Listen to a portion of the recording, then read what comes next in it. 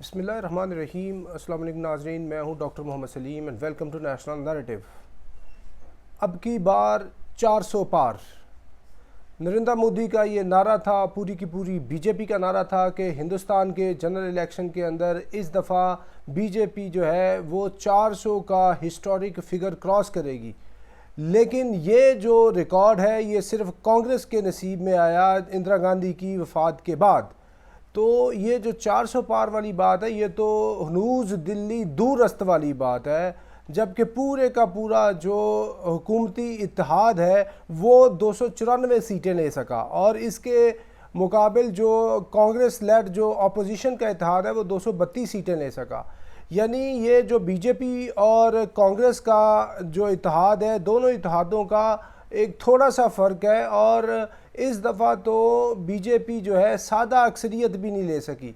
पिछली दफ़ा तो बीजेपी 300 के फिगर को क्रॉस कर चुकी थी और सादा अक्सरियत इसके पास मौजूद थी। किसी और हुकूमत बनाने के लिए किसी और पार्टी की इसको ज़रूरत नहीं थी, जबकि इस दफ़ा तो इसको हुकूमत बनाने के लिए भी और पार्टियों की ज़रूरत है। तो ये जो हुकूमत बनेगी ये मखलूत हुकूमत बनेगी। तो मामला ये है कि ये इतने इतने बड़े बोल बोलने और इतनी इतनी बड़ी बातें करनी, ये सारी की सारी जो है वो नरेंद्र मोदी को और बीजेपी को ये नुकसान दे गई।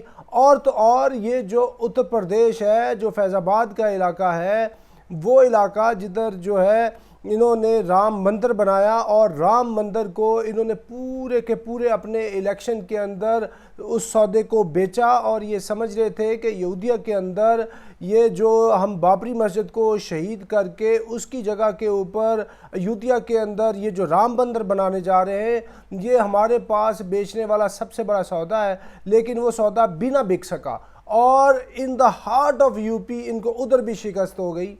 और स्मृति ईरानी जो है जिसने पिछली दफ़ा राहुल गांधी को शिकस्त दी थी, वो भी इस दफ़ा जो है वो हार गई हैं राहुल गांधी के मैनेजर से। और इंडिया का ये जो इलेक्शन है, ये इलेक्शन जो है इसके अंदर बड़ी जो वाज़े जो इनको शिकस्त हुई है, एक तो इस वजह से शिकस्त हुई है कि इन्होंने एंटी मुस्लिम जो नैरेटिव इतना खड़ा किया हुआ था उस वजह से भी इन्होंने शिकस्त खाई है। और इतने इतने बड़े जो दावे किए हैं, जो महंगाई, बेरोज़गारी और इस तरह की चीज़ें, वो तो एक साइड पे इन्होंने मखसूस इलाकों को टारगेट किया। यानी जो हिंदी बेल्ट थी वो इनका बड़ा टारगेट था। हिंदी बेल्ट के अंदर जो ब्राह्मण वोटर है, जो हिंदुत्व का वोट है, जो बीजेपी आरएसएस का टिपिकल और एक ट्रेडिशनल वोट है, वो इनको पड़ा। लेकिन वो लोग तो एक अक़लियत के अंदर हैं। हिंदुओं के अंदर भी जो ये ब्राह्मण्स हैं जो बीजेपी आरएसएस की आइडियोलॉजी को फॉलो करते हैं, वो तो बहुत एक अक़लियत के अंदर है, जबकि अक्सरियत जो है वो तो है दलित्स की, अनटचेबल्स की। अनटचेबल्स ने इनको पूरे के पूरे साउथ ऑफ इंडिया से बिल्कुल उड़ा के रख दिया। तो ये जो इलेक्शन का रिज़ल्ट है ये डिटरमिन कर रहा है कि आप ना ही अंबानी के, ना ही अडवाणी के, ना ही किसी और बड़े सेठ के इलेक्शन जीत सकते हैं उनके पैसे से। और दूसरी तरफ आप पूरे के पूरे आपने मेन स्ट्रीम मीडिया को, इलेक्ट्रॉनिक और प्रिंट मीडिया, उसको यरगमाल किया हुआ था, ब्राइब किया हुआ था। वो आपका ही सिर्फ तराना पड़ रहा था, उसको मैनेज करने के बावजूद भी आप नहीं जीत सके। क्योंकि उसकी वजह ये थी कि ये इन्होंने उस तरीके से साउथ ऑफ इंडिया के अंदर, बंगाल के अंदर, बिहार के अंदर, इन जगहों पे उस तरीके से काम नहीं किया हुआ था। और सिखों के साथ तो बीजेपी और नरेंद्र मोदी का एक बहुत ही ज़्यादा बैर था। खालिस्तान की मूवमेंट और खालिस्तानी सिखों को आप साइड पे रख दें। ये जो हरियाणा है, खालिस्तान है, कुछ इलाके उत्तराखंड के और राजस्थान का इलाका, इवन के बीजेपी जो यूपी उत्तर प्रदेश का इलाका है, उधर तक के जो किसान थे वो बीजेपी की हुकूमत के बहुत ख़िलाफ़ थे। और महीने के अंदर कितनी खुदकुशियाँ हो रही हैं, अभी तक भी हो रही हैं, due to policies of BJP. और ये जो फार्मर्स थे इन्होंने इतना बड़ा प्रोटेस्ट किया था, कितनी दफ़ा दिल्ली पहुंच के हरियाणा के बॉर्डर पे, मशरकी पंजाब के बॉर्डर पे इन्होंने जो मोदी सरकार है उसके खिलाफ इतनी ज़्यादा हेट्रेड जो है अपनी उसका मुजाहरा किया, क्योंकि जो नरेंद्र मोदी थे वो कारपोरेट जो सेक्टर था उसको लेके आना चाहते थे, जो आम किसान था उसका गला घोंट रहे थे। इसलिए जो फार्मर क्लास थी इंडिया की वो भी इनके खिलाफ थी, और इंडिया की जो ख़वातीन है, जो ख़वातीन का इतना बड़ा वोट है बंगाल के अंदर, साउथ ऑफ इंडिया के अंदर, उधर भी हारे हुए थे।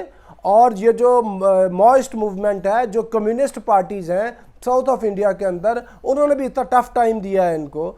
और दूसरी आप बात ये देखें कि ये जो मणिपुर के अंदर इतने ज़्यादा इन्होंने मसले मसाइल किए, आसाम का मामला, और इसके अलावा ये जो CAA लेके आए थे, ये जो NCAR लेके आए थे, इन वजूहात की बुनियाद के ऊपर जो हिंदुस्तानी कौम थी उनको ये पता था कि अगर ये शख्स अब की बार हिंदुस्तान का प्राइम मिनिस्टर इलेक्ट हो जाता है, और इसने चूंकि वादा किया हुआ था और पूरी इलेक्शन कैंपेन के अंदर उससे भी पेशतर ये बात की थी कि अब जो है ये अब हिंदुस्तान के आइन के अंदर बड़ी बड़ी तब्दीलियां करेगा और हिंदुस्तान को सेकुलर स्टेट से उठाकर एक मजहबी जुनूनी रियासत बना देगा, जिसके अंदर RSS का राज होगा, और पूरे हिंदुस्तान के अंदर सिर्फ एक ही जो है वो चीज़ चलेगी, वो चलेगी कि हिंदी हिंदू हिंदुत्व।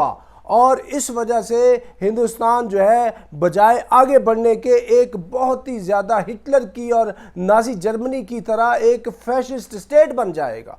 और ये जो नरेंद्र मोदी की डिक्टेटरशिप थी, इस डिक्टेटरशिप ने ये इस इलेक्शन के रिज़ल्ट के अंदर बीजेपी को नुकसान दिया, और हिंदुस्तानी ये समझ चुके थे कि भाई अगर आप हिंदुस्तान को इस तरह लेके चलेंगे तो इससे तो फ़ायदा सिर्फ एक मखसूस तबके को होगा, जो हिंदुस्तान के मुसलमान हैं, जो हिंदुस्तान के ईसाई हैं, जो हिंदुस्तान के दलित हैं, वो किधर जाएंगे। तो इसके अंदर उन सब लोगों ने अपना बदला लिया है। आप ये देखें डेमोक्रेसी के अंदर कितनी बड़ी कुव्वत है और ये कितनी बड़ी पावर है। लोगों ने उलट पुलट के रख दी सारी की सारी नरेंद्र मोदी और बीजेपी की मंसूबाबंदी, इनके डोनेटर्स, फंडर्स और इनके फाइनेंसर्स सारे के सारे फेल हो चुके। अब नरेंद्र मोदी अगर हुकूमत बनाता है तो ये बड़ी एक मखलूत हुकूमत होगी, उसके अंदर वो वाली जान नहीं होगी जो पिछली हुकूमत में थी इसके पास। तो मामला ये है कि ये जो हिंदुस्तान के लोगों ने किया है, उन्होंने बता दिया है कि वो हिंदुत्व की हुकूमत नहीं चाहते, उन्होंने बता दिया है कि वो एक फैशिस्ट रजीम नहीं चाहते, उन्होंने बता दिया है कि वो ज़िंदा हैं। डिजिटल मीडिया, सोशल मीडिया ने बहुत बड़ा रोल प्ले किया है और हिंदुस्तान की जो कौम है हम उसको मुबारकबाद पेश करते हैं इस वजह से कि उन्होंने ये जो उनके ऊपर एक नाफज होने वाली थी फैशिज़म, उससे निजात हासिल कर ली है। Thank you very much.